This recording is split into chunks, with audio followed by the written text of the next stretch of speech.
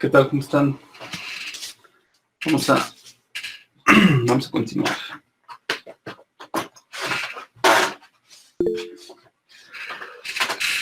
Ok, entonces ayer nos quedamos en un poquito cómo funciona el sistema inmune.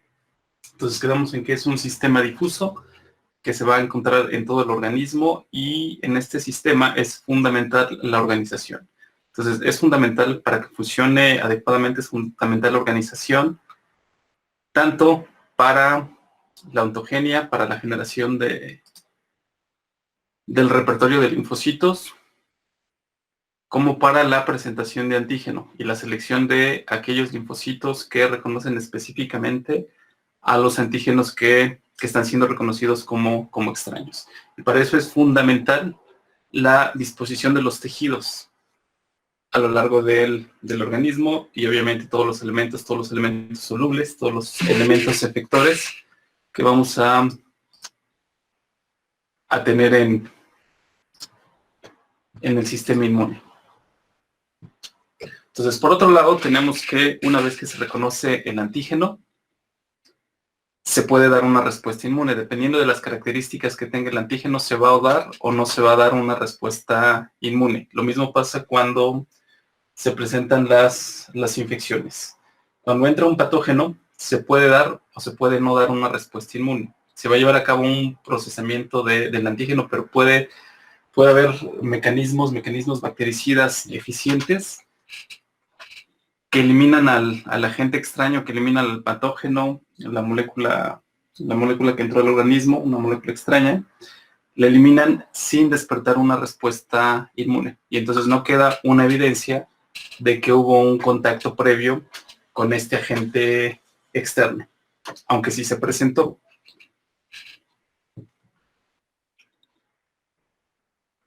¿Ustedes cómo creen que se puede evidenciar el que ya se haya tenido un contacto previo con un agente externo?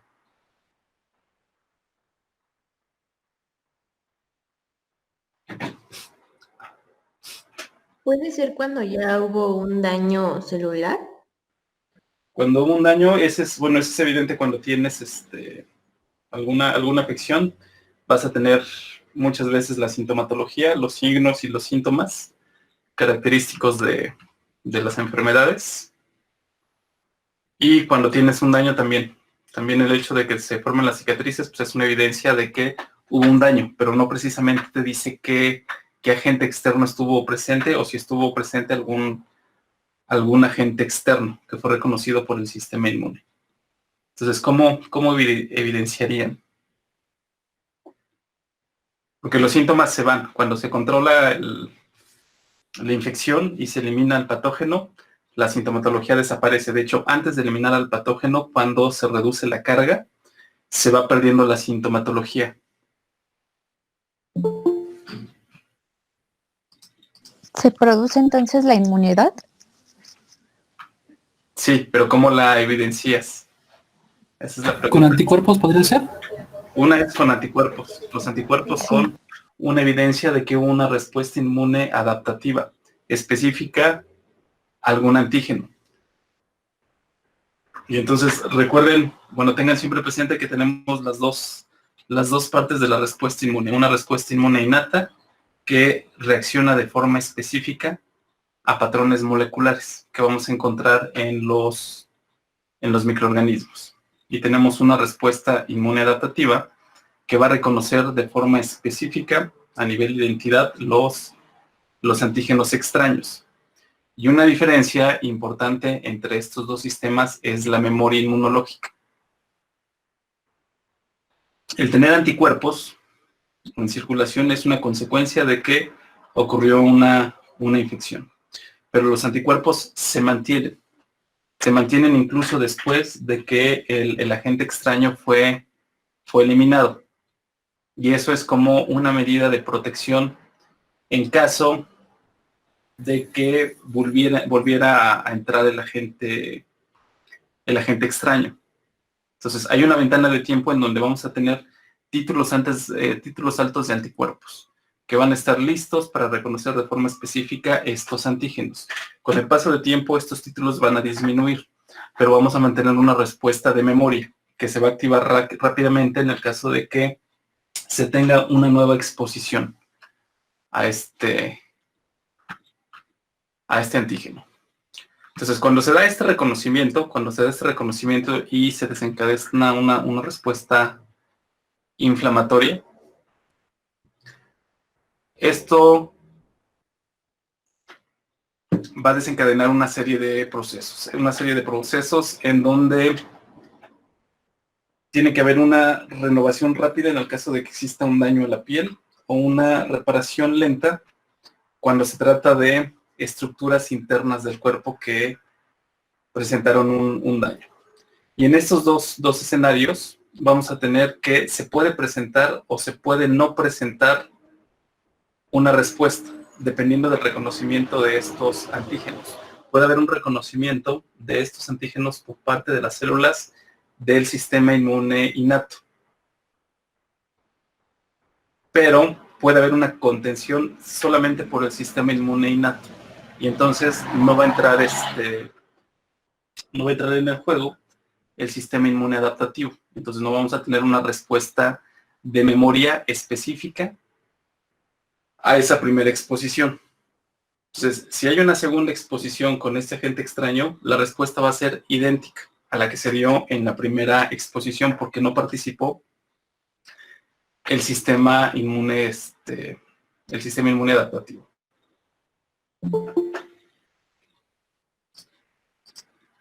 Y entonces, algunas de las consecuencias de la respuesta inmune puede ser el daño que también puede ser una consecuencia de la respuesta inflamatoria. Obviamente hay también cambios en el metabolismo, en el consumo metabólico de las células.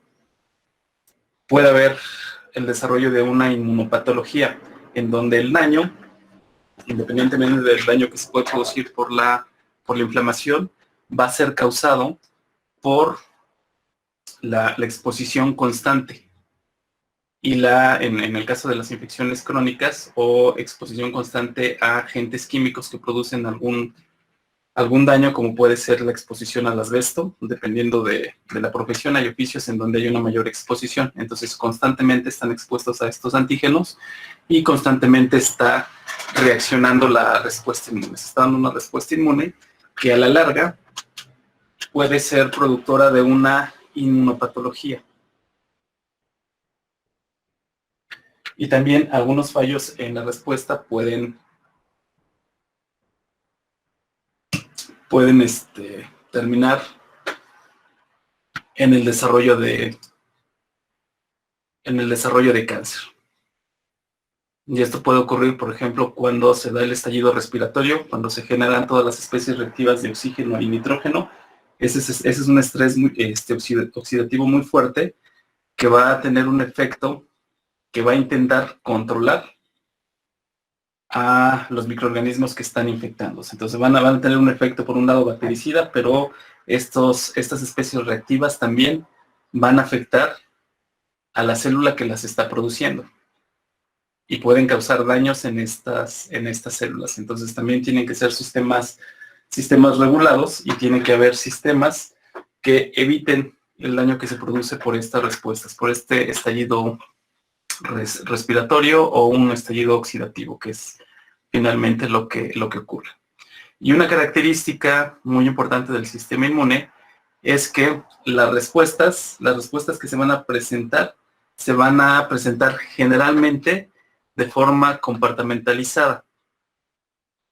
Se van a presentar de forma específica y muy localizadamente, en donde se da el sitio del daño, donde se da el sitio de la infección.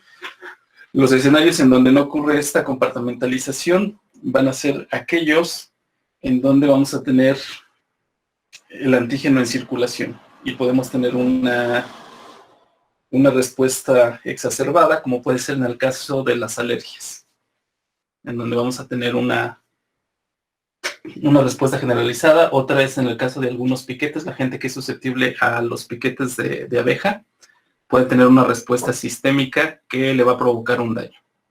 Y mientras más esté expuesto al antígeno, más grave va a ser el daño que va a ocasionar el sistema inmune. Y entonces, de forma natural, en el caso de los microorganismos invasores o de los antígenos, que son compuestos químicos que pueden generar algún daño, la primera barrera que van a encontrar van a ser las barreras físicas. Entonces, en el caso de las barreras físicas, como ya habíamos mencionado, vamos a tener toda la piel y toda la mucosa. La mucosa también va a tener los que dan, lo mismo pasa en el epitelio respiratorio. Entonces vamos a tener mecanismos físicos en el sistema urogenital, la micción esa mecánica que elimina posibles agentes patógenos. Entonces lo primero que nos va a defender son las barreras físicas, piel y mucosas, que son los sitios de entrada de cualquier microorganismo, cualquier agente extraño. Una vez que en estas barreras también participan los mecanismos no inmunológicos, en donde tenemos a la microbiota, y una vez que se sobrepasan estas barreras, las primeras células que van a actuar son las células del sistema inmune innato. Y la consecuencia de la activación de las células del sistema inmune innato va a ser una respuesta inflamatoria. Esta respuesta inflamatoria no solamente es mediada por las células del sistema inmune innato, va a ser incrementada por estas células, pero también las células epiteliales pueden desencadenar o pueden iniciar estas respuestas inflamatorias. Cuando presentan algún daño pueden secretar citocinas, y estas citocinas van a despertar una respuesta inflamatoria. Lo mismo pasa en los procesos de necrosis. Cuando se vierte todo el contenido celular, va a haber antígenos que van a dar señales que permiten el que se establezca una respuesta inflamatoria. Son señales de daño, precisamente señales de daño de que la célula ya se rompió. Entonces son antígenos propios que son reconocidos por células del sistema inmune innato, pero precisamente están restringidos al interior celular.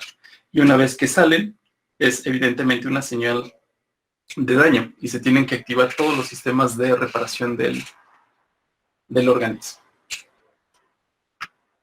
Entonces, después de que se activa la respuesta inmune innata, que puede eliminar eficientemente muchos antígenos, puede eliminar eficientemente muchos microorganismos, cuando los microorganismos colonizan el organismo, obviamente se incrementa la cantidad de microorganismos y la cantidad de antígenos. Y el tiempo que le va a tomar al sistema inmune innato eliminar a estos microorganismos va a ser mayor. Y este tiempo, al incrementarse, permite que se despierte una respuesta inmune adquirida. Y en la respuesta inmune adquirida vamos a tener tanto una respuesta celular como una respuesta humoral, que va a ser mediada por los anticuerpos que van a ser secretados por las células plasmáticas que fueron activadas. La respuesta celular vamos a tener dos tipos. Más adelante vamos a platicar un poquito de forma general de los dos tipos, que es la respuesta Th1 y Th2. Ambas respuestas están mediadas por linfocitos, el mismo tipo de linfocitos, pero que secretan un tipo distinto de citocinas. Y las citocinas, como son los mediadores de la comunicación entre las células del sistema inmune y con otras células, como las células del endotelio vascular y las células epiteliales, dependiendo de las citocinas que se producen, va a ser el tipo de respuesta efectora que se va a desencadenar. Y por otro lado, dentro de la respuesta celular vamos a tener a las respuestas citotóxicas. Y esa es una característica que vamos a encontrar tanto en la respuesta inmune innata como en la respuesta inmune adquirida.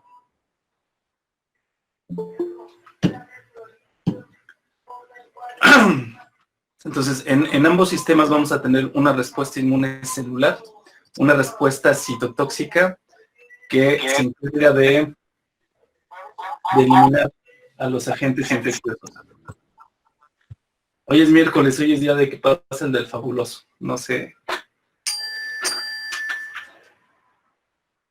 sorprendan.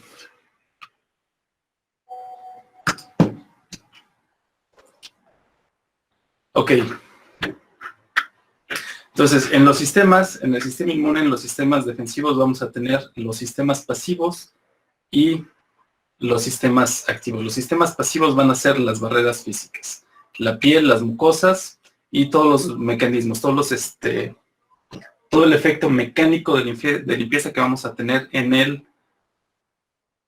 organismo, en el tracto urogenital, en el sistema de las mucosas oculares. El estar parpadeando es un efecto mecánico de limpieza que está barriendo partículas de polvo y posibles microorganismos que vamos a tener. El epitelio ciliado también va a tener este efecto mecánico, en donde vamos a tener un doble efecto: la captura de microorganismos y de partículas en el moco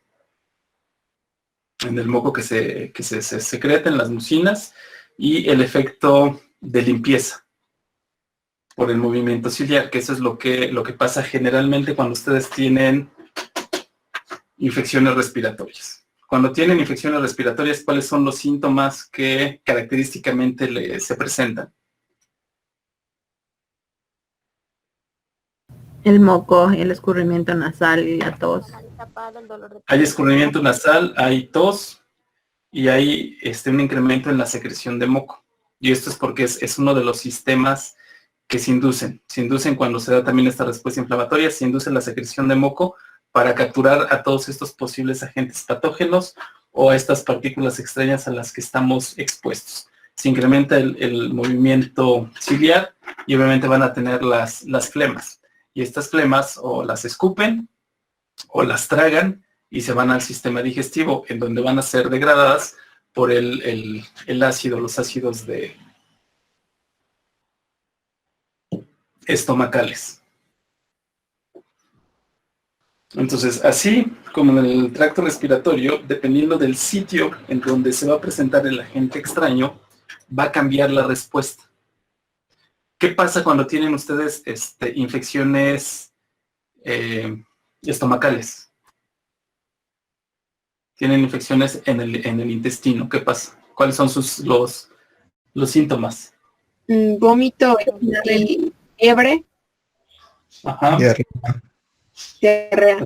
Una puede ser la diarrea, que puede ser parte de la respuesta, o en el caso de algunos microorganismos puede ser la consecuencia de las toxinas que está produciendo el microorganismo. El vómito también es un sistema de defensa, que lo que va a tener, si ustedes se están intoxicando o presentan toxinas, al vomitar se están eliminando estas toxinas. Con la diarrea pasa lo mismo. Ahí hay dos fenómenos. Uno, en donde hay una pérdida de absorción de líquidos, pero también lo que ocurre es que hay un incremento en el movimiento, en el peristaltismo del intestino. Y esto es precisamente para eliminar a todos estos microorganismos. ¿Qué pasa cuando tienen infecciones oculares? Mucho comezón. Lagrimeo constante. Ajá, que ese es también un sistema mecánico.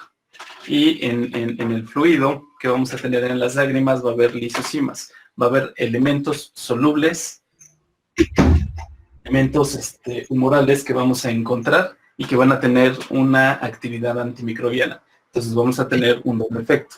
Un efecto directo sobre el posible patógeno y también un efecto mecánico de limpieza, porque van a estar parpadeando más y va a ser mayor el flujo de las lágrimas. Entonces va a ser un efecto de limpieza y también hay moléculas efectoras. En el líquido intersticial hay moléculas efectoras. Y otra cosa que tienen es que se les forman más lagañas. ¿Cierto o no?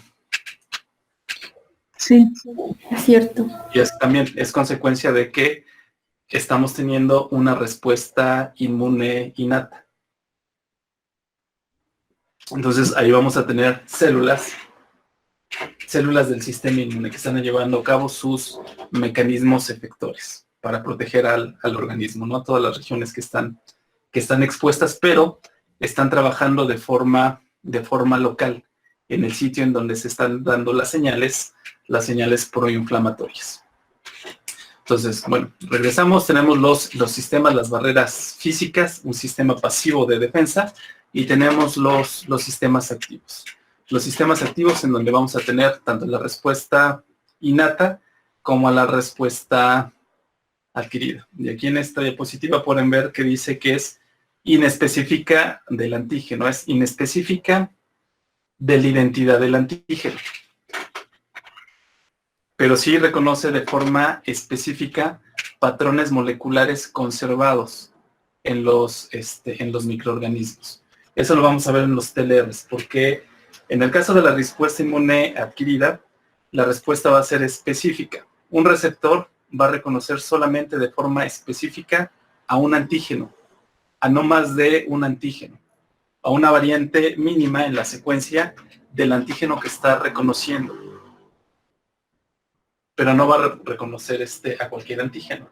Y en el caso de receptores de la respuesta inmune innata, vamos a ver que reconocen patrones moleculares, pero de biomoléculas distintas. Entonces, un mismo receptor puede reconocer diferentes patrones moleculares. La respuesta a todos estos patrones moleculares va a ser exactamente la misma respuesta.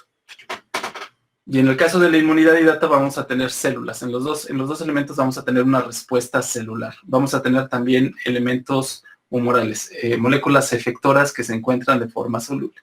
En el caso de las células que participan en la inmunidad innata, vamos a tener, bueno, como parte de la respuesta vamos a tener a las células fagocíticas, vamos a tener a las células NK,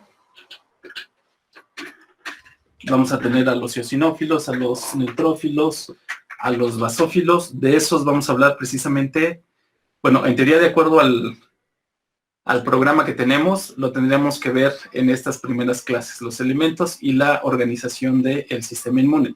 Pero precisamente para ver cómo se despiertan estas respuestas inmunes, vamos a hablar de los órganos cuando veamos los procesos en los que son importantes. Entonces, ahora que entremos en ontogenia de los linfocitos T y de los linfocitos B, vamos a hablar de los órganos primarios. Vamos a hablar de la médula ósea y vamos a hablar del timo, que son los órganos en donde se llevan a cabo estos procesos. Entonces vamos a hablar de la importancia de la organización en todo el proceso. Posteriormente, cuando hablemos de ya la respuesta inmune adquirida, la activación de los linfocitos, vamos a hablar de los órganos linfoides secundarios. Vamos a hablar de la importancia de la organización que tienen estos órganos y la ubicación que tienen estos órganos para que se lleve a cabo la presentación antigénica, para que lo puedan integrar mejor. Haberlos presentado, hablar ahorita de eosinófilos, neutrófilos, características generales. Mejor los vemos cuando hablemos de la respuesta inmune innata, la respuesta inflamatoria, en donde vamos a ver cómo participan estas células, las características de estas células y los mediadores que van a estar liberando. Entonces, parte de los mecanismos efectores de esta inmunidad innata obviamente es la fagocitosis, que implica la eliminación de los microorganismos o de los antígenos que están siendo fagocitados. Otra consecuencia es la liberación de los mediadores químicos de la inflamación y el inicio de una respuesta inflamatoria. También tenemos la secreción de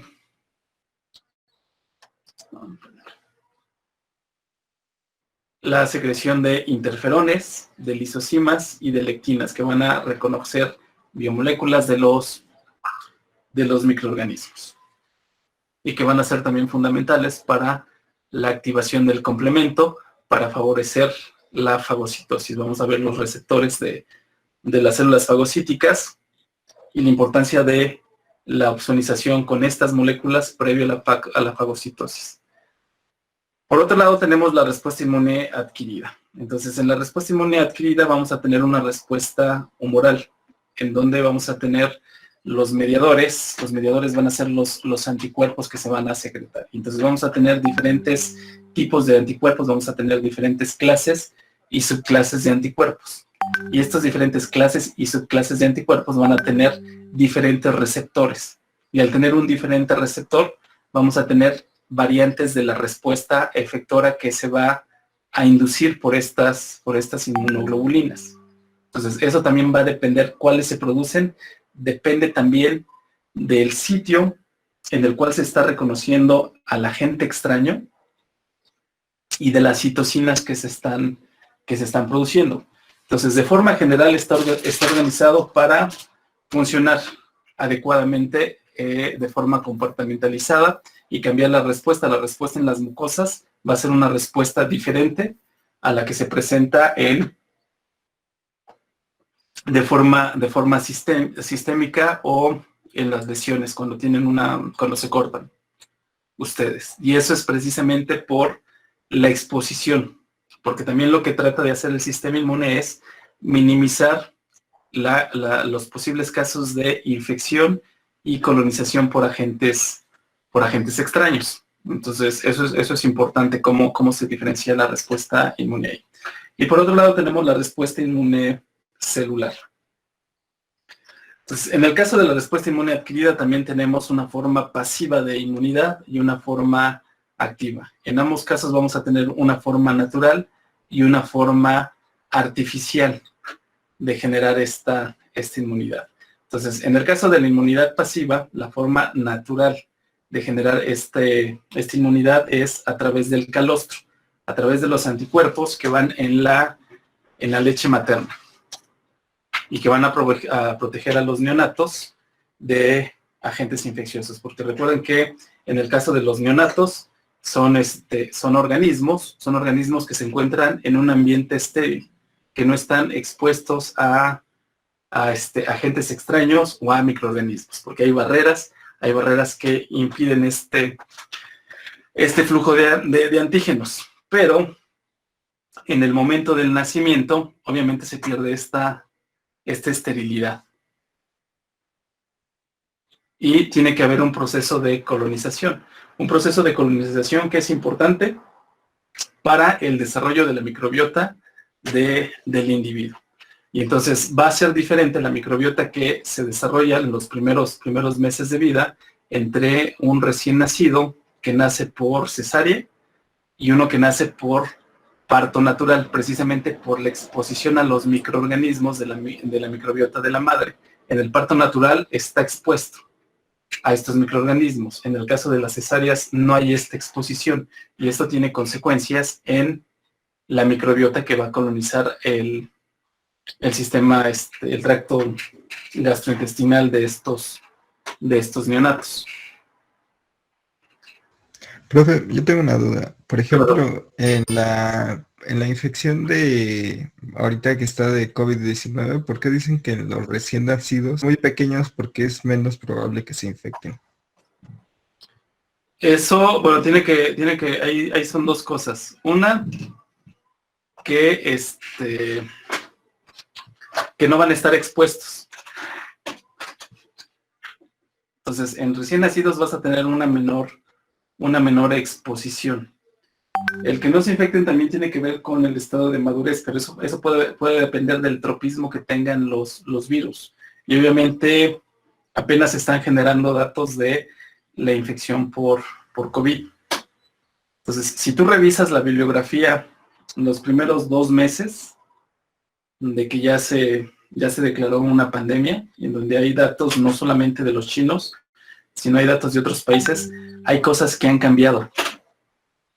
Entonces, obviamente, una de las cosas que podría preocupar es la transmisión en el caso de mujeres embarazadas. Antes, bueno, al inicio no se consideraba que fuera de riesgo, que no fuera un grupo de riesgo. Ahora se les considera como un grupo de riesgo a las mujeres embarazadas. Y también es un riesgo al producto, no tanto por la infección, sino por los tratamientos que se emplean para controlar la infección, pero se fueron presentando casos. Entonces, eso depende de la casuística que vas a tener. Y depende también de cómo lo analicen, porque si lo analizan un poco como Zika, pues también podrían esperar un comportamiento, aunque son virus bastante diferentes, un comportamiento que pudiera afectar al producto. Y en el caso de Zika, pues está la relación con la anencefalia, en donde también tenemos evidencias encontradas. Y entonces, en ese caso sí se comprobó la transmisión transplacentaria del virus. En el caso del coronavirus, no, pero también tienes una menor exposición, porque pues, los neonatos no tienen por qué salir. Ok, entonces tenemos esta protección natural y tenemos la protección artificial, que es, por ejemplo, en el caso precisamente del COVID-19, lo que se está pidiendo de los plasmas. Se está pidiendo que donen sangre todos los pacientes que se recuperaron, que no tuvieron una sintomatología grave, pero que tuvieron un diagnóstico confirmado de COVID-19. Y eso es precisamente para obtener la fracción acelular de la sangre, en donde están las inmunoglobulinas, que lo que hacen es transferir estas inmunoglobulinas a los pacientes que tienen esquemas graves, que tienen una forma grave de la enfermedad. Entonces eso lo que va a hacer es contener y neutralizar a los virus para que disminuya la sintomatología y se mejore el control de la enfermedad. Maestro, ¿y dónde se pueden ir a donar, bueno, el plasma? En los hospitales de tercer nivel, generalmente en todos tienen su protocolo. En el 20 de noviembre también tienen un protocolo. Ahí si fuiste positivo y no tuviste sintomatología grave, puedes ir y ya te sacan sangre. Okay. Es que varios amigos que trabajaban en el aeropuerto salieron positivos asintomáticos. Entonces están viendo dónde donar los plasmas. Ellos pueden ir el 20 de noviembre. También en donde pueden ir, pero no precisamente es para bueno, lo pueden usar para dos cosas, pero ahí ya pueden decidir ellos. En el INER también tienen un protocolo en donde lo que están estudiando es la respuesta celular, la respuesta de linfocitos T a la infección. Y entonces, obviamente, ellos necesitan individuos que fueron diagnosticados como positivos. Ahí el volumen de sangre que van a donar es menor. Okay. Gracias. También sé que en el hospital de nutrición ahí pueden donar los Sí, anticuerpos. también debe tener. De hecho, cuando empezó, porque obviamente los fármacos apenas están autorizando algunos fármacos y no son 100% eficientes estos fármacos, y implican una mejora en el control de la infección, pero no son los específicos que están atacando al virus. Hicieron campañas en televisión y en sistema de transporte también había de estas pegatinas en donde venían los teléfonos. Y posiblemente también en Locatel les pueden dar informes de dónde pueden ir a donar. Ok, gracias. Y seguramente pueden ir a donar también al centro Banamex, Muy bien. que fue adaptado para la atención de pacientes con COVID. Doctor, ¿Qué pasó? una pregunta. ¿Y a qué se debe que, bueno, hay pacientes infectados con COVID, pero sean asintomáticos y otros presenten la enfermedad grave? O sea, ¿podría ser por su sistema inmune que reacciona más rápido a la gente? ¿O podría ser No por... necesariamente que reaccione más rápido, es el tipo de respuesta que se monta. Porque en los dos casos en los que desarrollan la patología grave, como los que no desarrollan la patología grave, la respuesta inmune se va a presentar y va a haber producción de anticuerpos, y los títulos de anticuerpos van a ser altos. Lo que va a cambiar es el tipo de anticuerpo, la clase, y sobre todo la función del anticuerpo. Entonces va a haber anticuerpos que son los anticuerpos neutralizantes. El que un anticuerpo sea neutralizante, lo que quiere decir es que reconoce al antígeno, y al reconocer al antígeno lo que está haciendo es bloquear el reconocimiento con el receptor que utiliza para infectar a las células. Entonces, al bloquear este sitio ya no va a haber un reconocimiento. Y a la vez, va a ser una señal para que el virus que fue reconocido por el anticuerpo, este anticuerpo va a ser reconocido por el receptor de la inmunoglobulina correspondiente de una célula fagocítica. Y la célula fagocítica va a fagocitar este virus y lo va a eliminar. Recuerden que los virus presentan tropismo por diferentes células. Dependiendo del virus va a tener diferentes receptores que utiliza para penetrar para unirse, para el primer paso que es la absorción y después el indicar el material genético, llevar a cabo la infección. Entonces no se da en cualquier célula, se da en células específicas, dependiendo del virus que se trate. Entonces, simplemente lo que se hace es bloquear esto.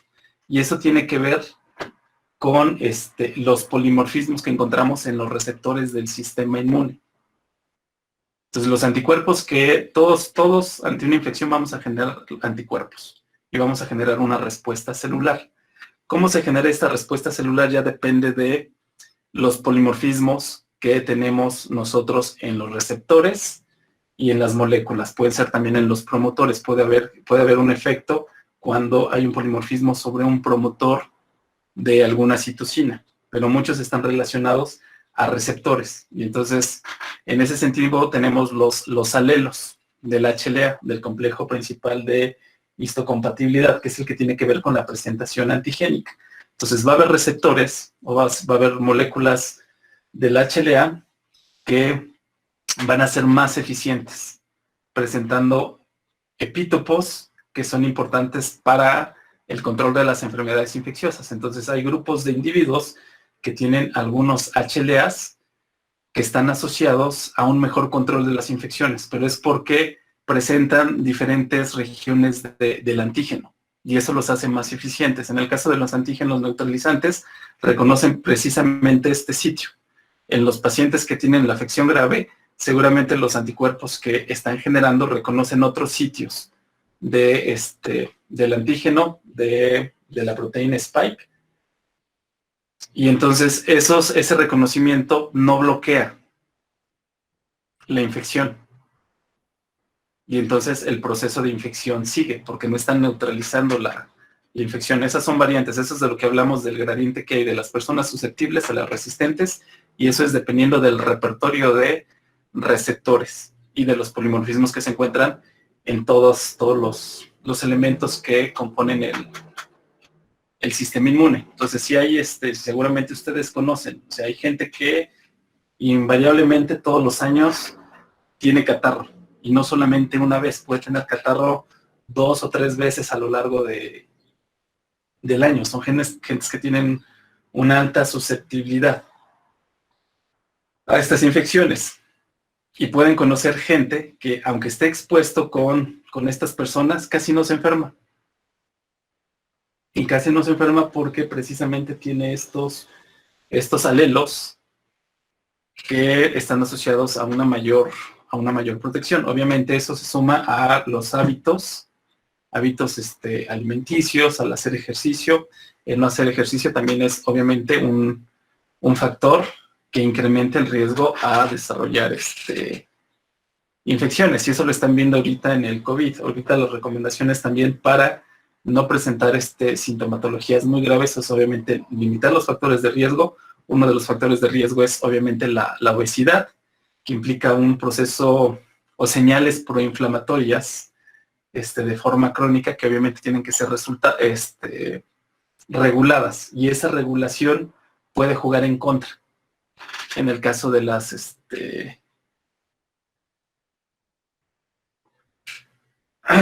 puede jugar en contra en el caso de las infecciones, porque se está regulando, está evitando el daño de la respuesta propia del organismo, pero al evitar este daño también está de alguna manera apagando la respuesta que se da ante un agente externo, y entonces se puede desarrollar una enfermedad. Entonces, recuerden que todo está conectado y todo va a tener consecuencias. Y ahorita mucho de lo que están recomendando precisamente para los los individuos es que hagan ejercicio y que tengan una buena nutrición. Entonces, eso les va a ayudar en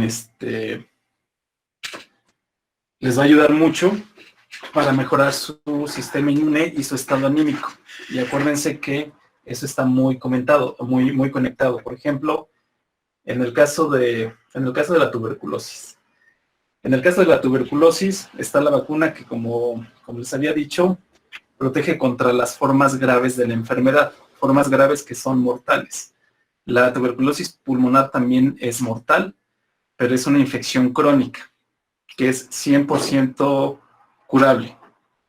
Al igual que la lepra, son infecciones que son curables con los fármacos con los que se dispone, aunque ya hay cepas que son extremadamente resistentes, que se conocen como cepas XDR. Bueno, vamos a tener las cepas que son susceptibles a los fármacos. Vamos a tener las cepas que son multidrogoresistentes, y aquí la multiresistencia no es el que sean resistentes. El tratamiento contra la tuberculosis incluye el uso de 4 fármacos.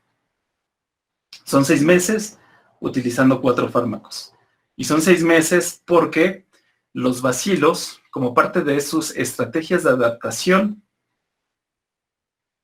producen una infección que puede mantenerse en un estado latente. Entonces, en el estado latente, el bacilo se encuentra de forma quiescente. Entonces, metabólicamente casi no es activo, no se está duplicando. Entonces, si el bacilo no está activo, si están como durmiendo ahí dentro de la célula, está viable, pero no tiene actividad metabólica. Si ustedes recuerdan, los fármacos, generalmente su blanco, su diana, van a ser enzimas que participan en la síntesis de la pared. Pueden ser los ribosomas, evitando la síntesis de proteínas, pero si no hay síntesis de proteínas, aunque esté el antibiótico, no le va a hacer nada al bacilo. Entonces, se necesitan tratamientos en periodos largos. Otra de las razones por las que se necesitan estos periodos largos de tratamiento, comparado con otras enfermedades infecciosas, en donde el tratamiento pueden ser 5 días o 7 días, dependiendo del tratamiento. También puede variar dependiendo de la localización. Por ejemplo, en los casos de otitis, que son muy frecuentes en los niños, son infecciones en el canal auditivo de los niños. Estas son muy frecuentes porque obviamente los niños se meten las manos a los oídos cada rato, pero también por el desarrollo del organismo, la forma, la curvatura que tiene el canal favorece más las infecciones en los niños menores de 5 años. Entonces es una de las infecciones más frecuentes. Pero por la función que tiene el canal auditivo, también implica barreras, implica unas limitantes para el sistema inmune. Entonces ahí no es tan eficiente la respuesta inmune, porque una inflamación fuerte que se va a dar con esta infección crónica puede tener un efecto negativo en la audición, que es fundamental también para nosotros, la audición. Otro problema que se tiene en los casos de otitis es que el antibiótico no penetra fácilmente al sitio en donde se requiere. Entonces hay antibióticos que no son eficientes para el tratamiento de la otitis. Al microorganismo, en un cultivo in vitro, lo mata. Y lo mata en 5 días, ya no tienen al agente infeccioso. Pero en el oído les va a durar varios días, porque no va a estar biodisponible este antibiótico. En el caso de la tuberculosis, los bacilos van a residir dentro de las células. Entonces, los antibióticos tienen que penetrar a las células y las concentraciones tienen que ser suficientes para ser activas cuando el bacilo sea activo. Entonces, por eso los tratamientos son de 6 meses, para garantizar que se eliminen los bacilos. Obviamente la gente tomaba los fármacos, imagínense, tomarse 4 fármacos, que eran cápsulas independientes, ahora ya son comprimidos, en donde vienen mezclados algunos de estos fármacos. Y entonces, obviamente la gente se siente bien y deja de tomar los fármacos. Y entonces, a los 2 meses, la sintomatología de la tuberculosis desaparece, se deja de tener la sudoración nocturna, la fiebre, se deja de tener la tos y se empieza a ganar peso. Entonces los individuos sienten que ya están curados y dejan de tomar el tratamiento. Y entonces al dejar de tomar el tratamiento, obviamente está en dosis subóptimas y eso favorece la aparición y la selección de cepas resistentes a los fármacos. Eso pasa en cualquier infección cuando se utilizan dosis subóptimas y es muy frecuente en los hospitales. Y entonces, en el caso de la tuberculosis tenemos estos 4 fármacos, pero hay 2 principales. Entonces, la multiresistencia no es que sea resistente a más de un fármaco, es que sea resistente a los 2 fármacos que tienen mayor eficiencia en la eliminación del bacilo. Eso es lo que define la multiresistencia. Pero además de las cepas multiresistentes que son muy frecuentes, el porcentaje de resistencia primaria en México está en el orden del 20%. Después de que son tratados los pacientes, sube por ahí casi al 60%, si no es que un poquito más del 60% desarrollan resistencia. Entonces vamos a tener la resistencia primaria, que es con la que ya llegan, y la secundaria, que es la que adquieren durante el tratamiento. Entonces, obviamente los individuos que tienen resistencia secundaria están transmitiendo bacilos que ya son resistentes. Y entonces van a llegar pacientes que ya tienen una multiresistencia. Entonces están los multiresistentes. Después están los XDR, los extremadamente resistentes. Esos presentan resistencia a los fármacos de primera línea y de segunda línea. Entonces eso disminuye mucho las posibilidades de tratamiento e incrementa muchísimo el costo de tratamiento de estos pacientes. Y en India, hace unos años, se describieron casos de individuos que presentaban tuberculosis y que tenían cepas totalmente resistentes.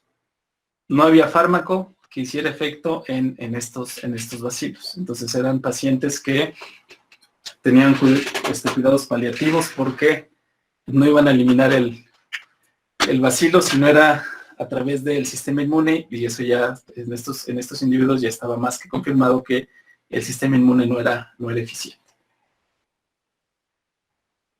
Y entonces el riesgo con estos es que obviamente contagiaron a otras personas que tienen bacilos viables, que son totalmente resistentes, pero que no van a desarrollar la enfermedad, a menos que tengan presenten alguna inmunosupresión.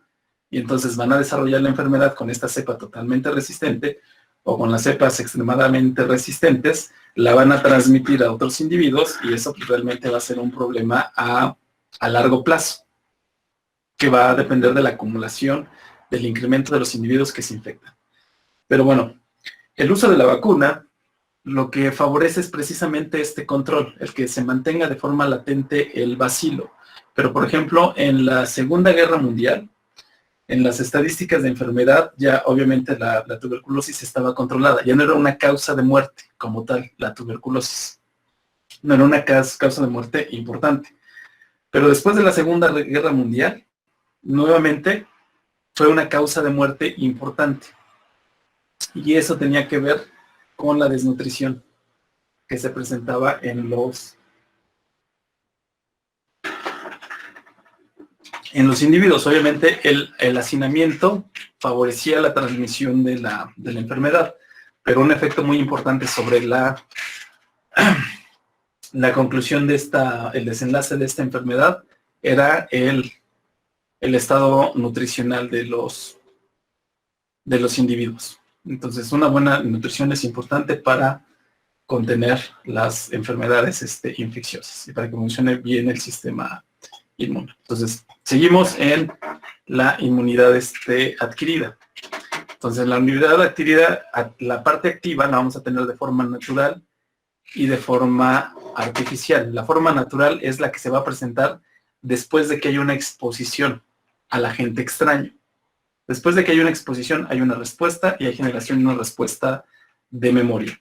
Eso es cuando se activa la inmunidad adquirida. Cuando se activa la inmunidad innata no vamos a tener esta inmunidad de memoria, aunque cuando revisemos esta parte vamos a ver que sí se puede desarrollar algo que algunos consideran memoria. Pero ya platicaremos de a qué se refieren con esa memoria. Entonces vamos a tener esta inmunidad activa de forma natural después de infecciones, y la artificial es la que inducimos por la vacunación.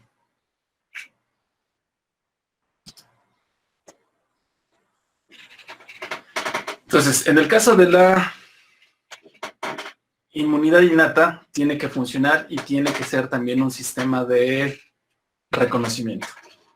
Un sistema de reconocimiento que tiene que discernir entre lo propio y lo no propio, entendiendo a lo propio como algo que es seguro y que no tiene que llevar a una activación de la respuesta inmune. Y entonces, dentro de lo que tiene que reconocer como seguro la inmunidad innata es la microbiota normal. La microbiota normal son agentes extraños con los que no tenemos contacto hasta que nacemos, y durante los primeros años de vida se va a establecer esta microbiota. Los grupos taxonómicos que vamos a encontrar van a variar dependiendo de la dieta, sobre todo si ustedes tienen dietas ricas en carbohidratos. Y entonces el sistema inmune no puede estar reaccionando de forma permanente contra esta microbiota. Al final son agentes extraños. Y entonces lo que se tiene que desarrollar es una tolerancia. Una tolerancia a estos microorganismos que conforman la microbiota normal.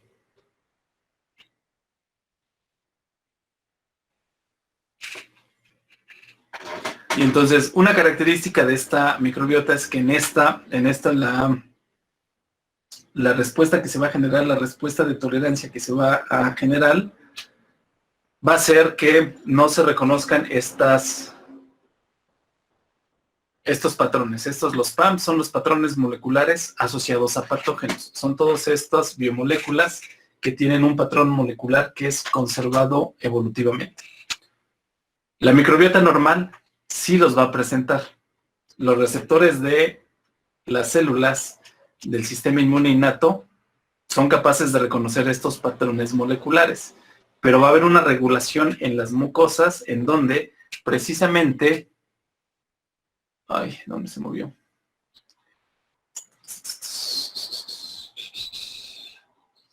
Acá estamos.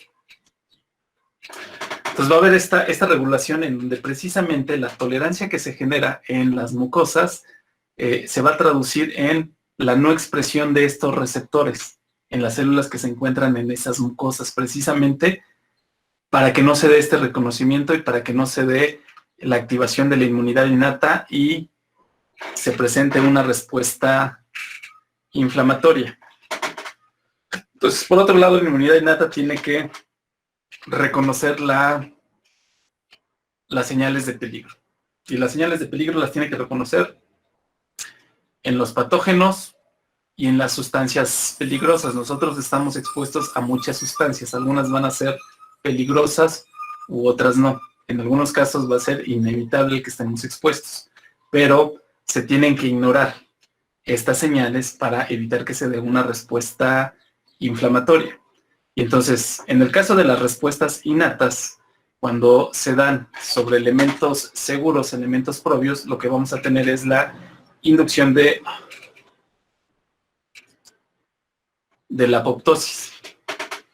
Entonces vamos a tener una muerte celular que no genera señales proinflamatorias.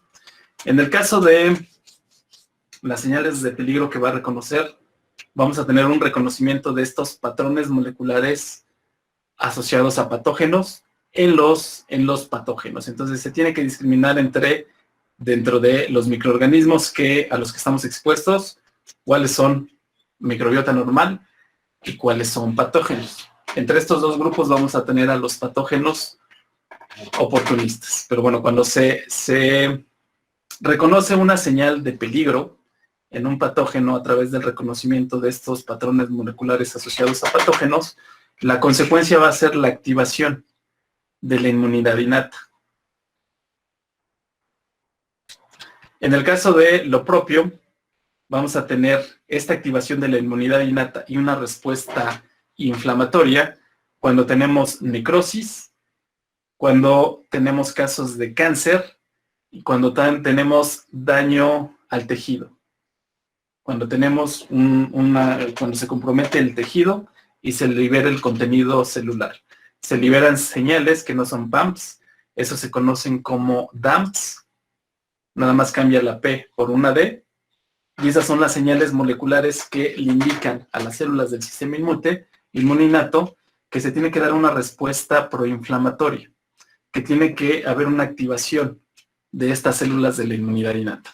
En condiciones normales, cuando no hay un daño, cuando es simplemente por la senescencia, porque la célula terminó con su ciclo de vida, terminó con el número de replicaciones que podía efectuar, simplemente la célula muere por apoptosis, y eso no va a activar al sistema inmune. Y en el caso de cáncer, obviamente, cuando se mutan estas proteínas, se tiene que activar esta respuesta, porque van a ser reconocidas las proteínas como proteínas extrañas, porque las células van a estar también en un estadio de diferenciación diferente. Entonces, en muchos casos, el sistema inmune elimina estas células cancerosas. En muchos otros falla, porque también estas células cancerosas son parte de nuestro organismo. Entonces, en el caso de los tumores es más difícil distinguir que hay una señal de daño, porque finalmente son células que están proliferando, que tienen un estado de diferenciación distinto, pero son células propias. Entonces el sistema no puede actuar contra lo propio en muchos casos de cáncer. Sin embargo, si ustedes han leído algo de cáncer o han ido a pláticas de cáncer, seguramente han escuchado que en los tumores hay células del sistema inmune. Hay células del sistema inmune que residen en la masa tumoral. Sin embargo, no le están controlando. ¿Por qué? Porque también las células cancerosas están mandando señales de regulación para apagar esta respuesta inmune y evitar el daño producido por las células del organismo. Entonces ahí es cuando se pierde el balance en las funciones de la respuesta inmune. Y entonces obviamente se desarrollaron todos los métodos de tratamiento de cáncer, las quimioterapias, que son muy agresivas. Y ahorita también, si ustedes han estado al pendiente de cómo ha evolucionado el tratamiento de cáncer, seguramente han visto que algunos tratamientos muy eficientes contra algunos tipos de cáncer son anticuerpos monoclonales que reconocen a las células tumorales.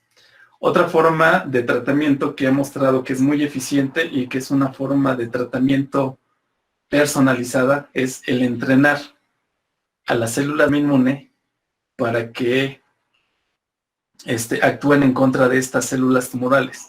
Y entonces esa es una forma muy amigable de controlar al cáncer, porque es específico de las células contra las células tumorales, es parte de la respuesta del mismo organismo, y obviamente el daño colateral que se va a tener es mínimo comparado con las quimioterapias, que ahí sí no son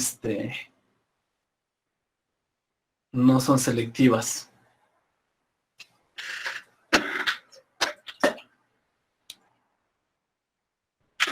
Entonces, la inmunidad innata es fundamental para que se desencadene la respuesta inmune adaptativa. Entonces, es una parte del elemento de control de la homeostasis del organismo. Es fundamental para eliminar todas las células que están en apoptosis, sin eliminar estas células sin generar señales de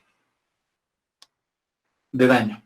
Y como parte de la vigilancia inmunológica también participa a la par con linfocitos NK, que son parte de la respuesta inmune innata, y linfocitos T citotóxicos que ya reconocen de forma específica antígenos, que también van a inducir, ambos van a inducir la muerte celular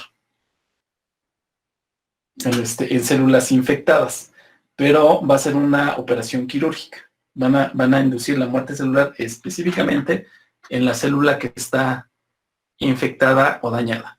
Y las células fagocíticas del sistema inmune innato van a eliminar todas estas vesículas apoptóticas. Entonces se elimina la célula sin generarse ninguna señal de daño, sin despertarse una respuesta inmune innata, porque eso no conlleva la fagocitosis de las vesículas apoptóticas, no conlleva una activación de la respuesta inmune innata y en consecuencia no hay una activación de una respuesta inflamatoria. Entonces, la inmunidad innata es lo que compartimos, lo que vamos a encontrar también en los invertebrados. Y entonces, como lo encontramos en muchos grupos,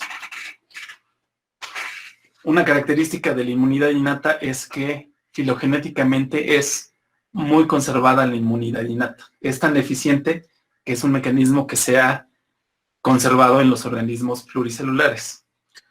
En el caso de los vertebrados, que es en donde aparece la respuesta inmune adaptativa, la inmunidad innata va a ser quien va a determinar cómo se va a dar esta respuesta inmune específica. Es la que va a poner en contexto a la respuesta inmune adaptativa. Dependiendo de las señales que mande estas células, va a ser cómo se va a orquestar y el tipo de respuesta que se va a presentar mayoritariamente. Recuerden siempre que las respuestas se van a dar de forma localizada. Entonces vamos a tener en una respuesta inmune, vamos a tener respuestas mixtas que responden a los ambientes en donde se está presentando el patógeno, y muchas de las respuestas ya la eliminación depende de el microambiente específico en el cual se encuentran estas células activando sus mecanismos efectores. Ay, ¿dónde están? ¿Dónde están? ¿Dónde están? No, ya me... Acá está.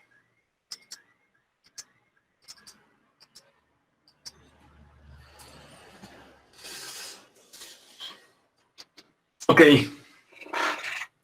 Entonces, esta inmunidad innata va a tener una cooperación con muchos sistemas del cuerpo. Va a haber una cooperación con el sistema de la coagulación, con el sistema fibrinolítico. ¿Por qué? Porque si hay un daño en el organismo, este daño se tiene que curar y se tiene que reconstituir el tejido. Entonces va a haber señales que en el caso de los epitelios van a inducir la proliferación de estas células epiteliales. La tasa de duplicación o de división de las células epiteliales cuando tienen una cortadura ustedes es mayor, bueno, cuando se raspan es mayor que en el resto de las células, que la tasa promedio de las células epiteliales, y eso es precisamente porque se activó ese sistema y se induce la proliferación de estas células para recuperar la continuidad del tejido. A veces se puede recuperar esta continuidad con las mismas células epiteliales, a veces el daño es tan grande que lo que se genera es una cicatriz, pero finalmente es un sistema que es regulado y que es activado por la inmunidad innata.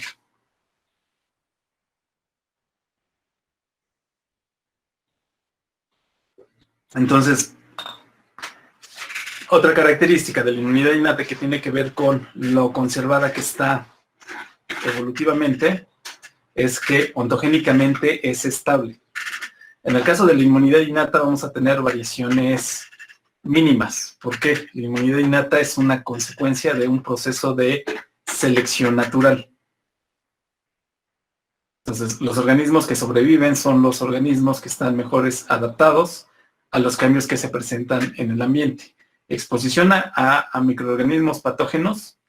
Se ha tenido esta exposición desde el origen de la especie y se va a mantener esta exposición a viejos y a nuevos patógenos. ¿Por qué? Porque constantemente están evolucionando también los microorganismos, y en estos procesos de evolución pueden aparecer variantes que tienen la capacidad de explorar nuevos nichos, entendido como nuevo nicho, el organismo. Y entonces vamos a tener enfermedades emergentes, que muchas de estas enfermedades se van a presentar porque se da la exposición, que es en el caso de la zoonosis.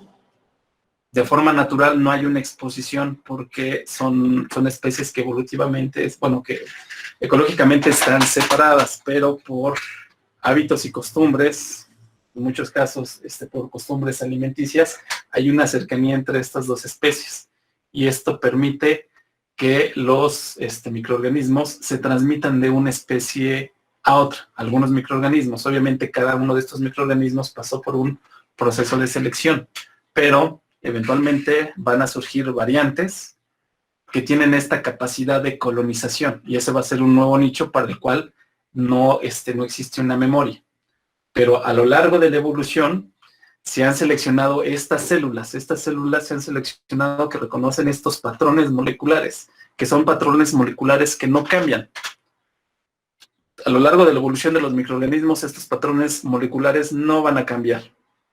Estos PAMs son parte del patrimonio de los microorganismos. Si cambia, si hay una mutación en ese PAM, se está comprometiendo todo un proceso celular que compromete la supervivencia del bacilo. Entonces, como son también ontogénicamente conservados estos patrones moleculares, no van a cambiar. Si cambian, lo más probable es que el organismo no sobrevive. Y precisamente esta respuesta innata reconoce estos PAMs y evoluciona a la par como evolucionan estos PAMs.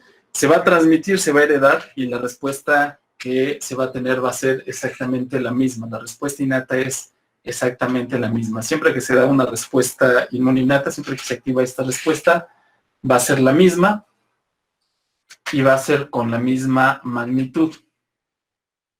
Salvo lo que vamos a hablar de la memoria de la inmunidad innata, que más que una memoria es un entrenamiento que se tiene. Entonces, lo que se observa es que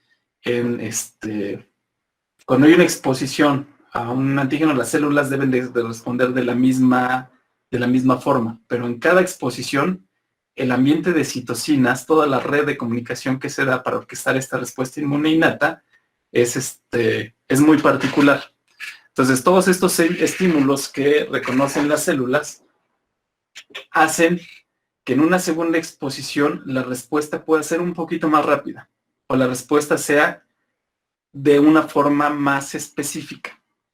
Entonces, lo que tenemos es también que se pueden presentar patrones de respuesta. Obviamente, estos son hallazgos que se han encontrado en modelos animales. En modelos animales donde se trabaja principalmente con células fagocíticas, se trabaja con macrófagos que pueden estar produciendo citocinas, tanto TH1 como TH2. Y su función cambia dependiendo de si estos macrófagos son estimulados con citocinas TH1 o TH2.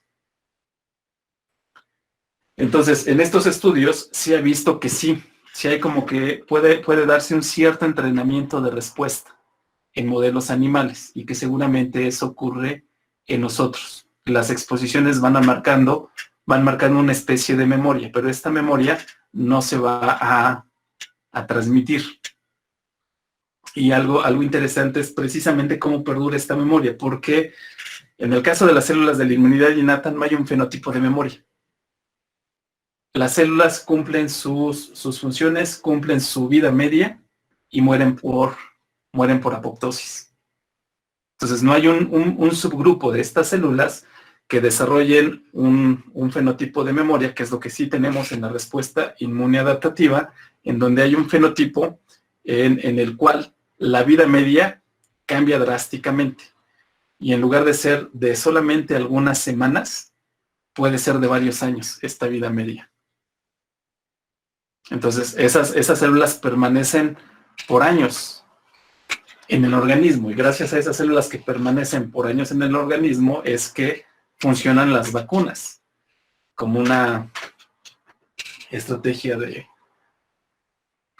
inmunización. Entonces, cuando se da este reconocimiento, de patrones peligrosos por los receptores de reconocimientos de patrones que vamos a encontrar en las células del sistema inmune innato. Vamos a tener una reacción inmediata. Entonces vamos a ver las diferencias en las células de la inmunidad innata que se encuentran en las mucosas, precisamente para evitar el reconocimiento de estos patrones que vamos a tener también en las bacterias que nos están colonizando, en la microbiota que nos está colonizando. Entonces las respuestas inmunes innatas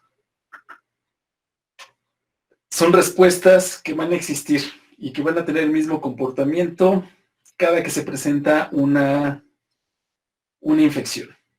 Entonces existen antes de y van a ser iguales después de que se presenta una infección.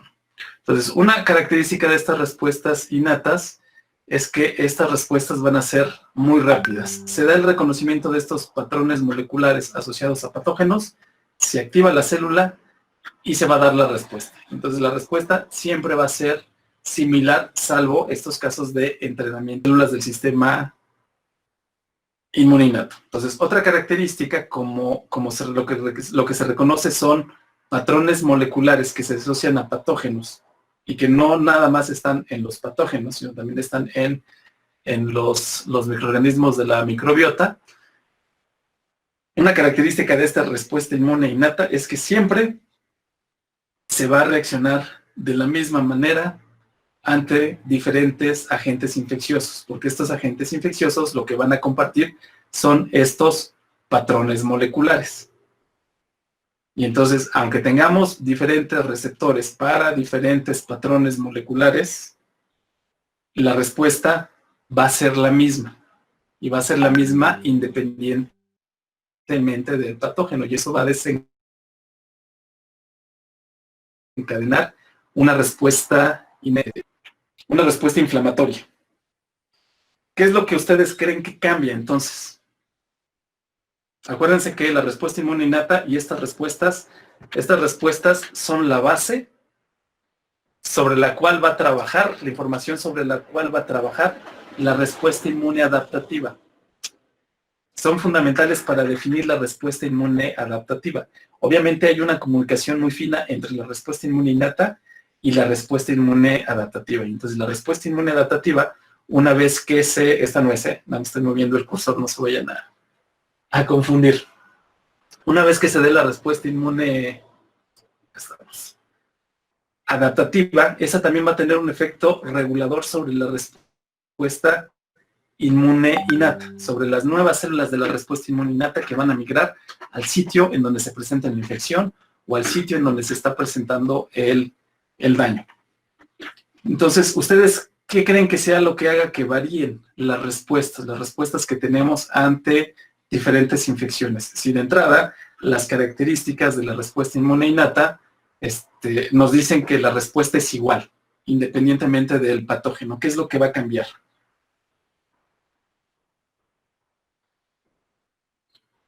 ¿El mecanismo de acción del patógeno? Cambian los mecanismos de acción, cambian los sitios por los que entra el patógeno, pero ¿cómo va a influir eso en la respuesta que se va a montar? Pues me imagino que el sistema inmune tiene la capacidad de reconocer varios epítopos de cualquier patógeno, ¿no? Y ahí es cuando ya se va a activar, me imagino que otra respuesta.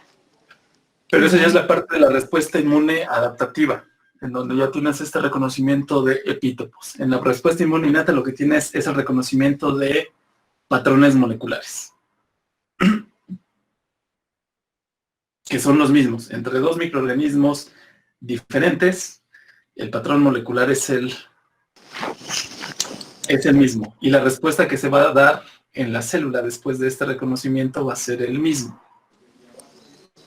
Entonces, ¿qué es lo que va a influir en que al final sí vamos a tener respuestas diferentes? Respuestas diferentes en mucosas, respuestas diferentes en sistémicas. Pues me imagino que el tipo de agente, ¿no? Que va a entrar al sistema inmune, bueno, a la célula. Por ejemplo, pues algún tipo de membrana lipídica que tenga el patógeno.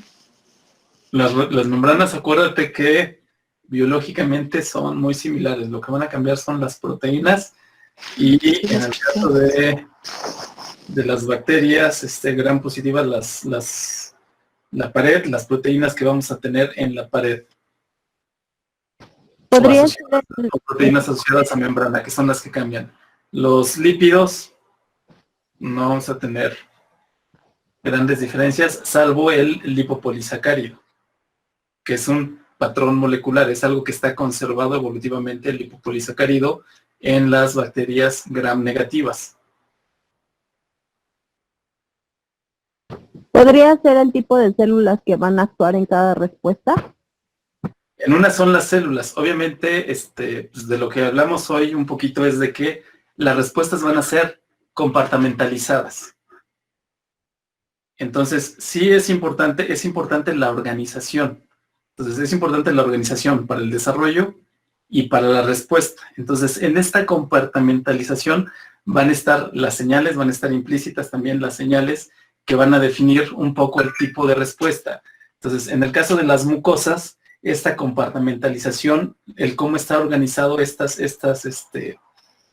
órganos linfoides asociados a mucosas, lo que van a hacer es favorecer, en algunos casos, las respuestas de tolerancia. Entonces, eso es importante para el desarrollo de vacunas. La vía de inmunización es muy importante, dependiendo del patógeno y dependiendo de la respuesta que queremos. En el caso de inmunización por mucosas, también se favorece una respuesta humoral. Y eso tiene su lógica. ¿Por qué?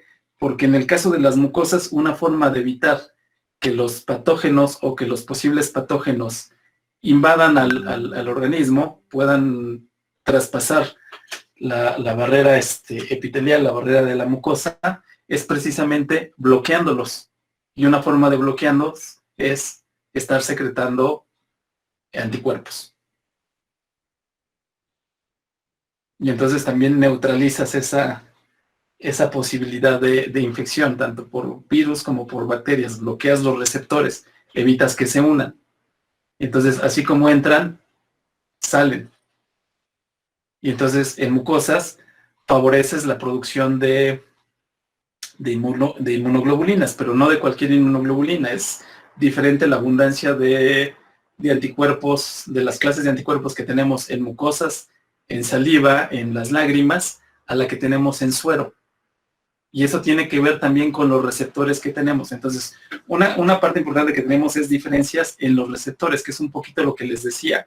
Los receptores que reconocen estos patrones moleculares de los patógenos se encuentran en las células de la respuesta inmune, innata. Entonces, ¿en dónde estamos expuestos a estos patógenos? Pues principalmente estamos expuestos a través de las mucosas. Pero en las mucosas estamos colonizados por la microbiota y dependemos de la presencia de la microbiota porque es también fundamental para el desarrollo y la maduración del sistema inmune esta microbiota, para el desarrollo de algunas respuestas de tolerancia y para nuestra nutrición, ¿no? Dependiendo de los grupos va a ser cómo nos vamos a nutrir. Entonces, no podemos actuar en contra de la microbiota, porque estaríamos actuando en contra de todo el sistema, estaríamos afectando nuestra nutrición y estaríamos favoreciendo que cualquier otro microorganismo pudiera colonizar. Entonces, una forma de regularlo es eso, el no tener receptores expuestos en estas células o suprimir la expresión de algunos receptores de patrones moleculares para evitar la respuesta a estos microorganismos de la microbiota. Y eso es parte de la compartimentalización. Entonces las citocinas que se van a producir también van a variar dependiendo de las células que se presentan y en dónde se presentan estas células. Entonces todo el contexto es el que va a definir la respuesta que se da. Estos actúan y de los primeros elementos de respuesta que se van a tener es una respuesta proinflamatoria. que va a desencadenar toda la respuesta inmune.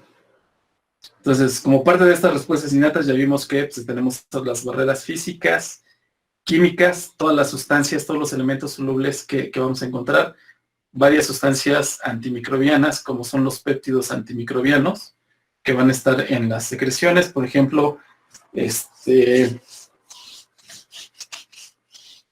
¿saben cuál es el péptido antimicrobiano que evita que E. coli colonice la piel?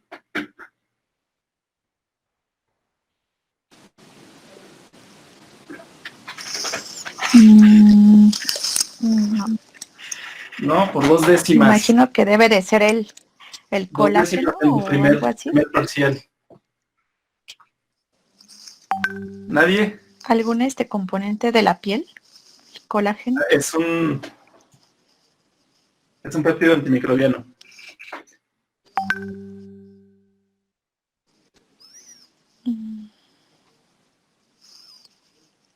Maestro, yo no lo escuché bien. ¿Qué pregunta?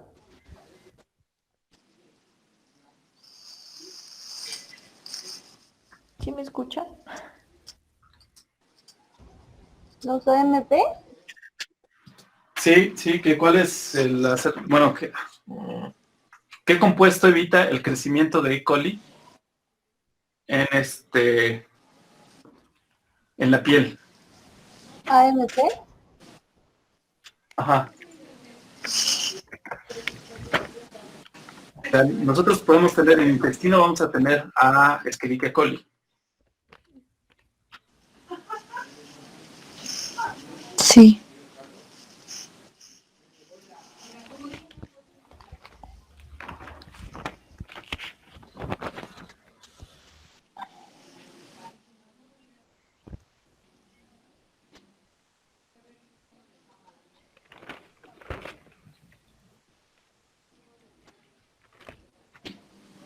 ¿No? Bueno, no sé. La dermis, ¿La limpieza? ¿Para qué? la dermicina, dermis, algo así. No. ¿La sudoración, maestro? No. Es una proteína pequeña, no un péptido antimicrobiano que evita que se colonice. Inhibe a Escherichia coli en la piel. Pero bueno, ya se perdió la promo, ya hablaremos mañana de eso. Ya en la siguiente clase. Sí. ¿Dudas hasta aquí? No. Ok, mañana yo creo que, bueno, vamos a ver esta parte que todavía son un poquito de general.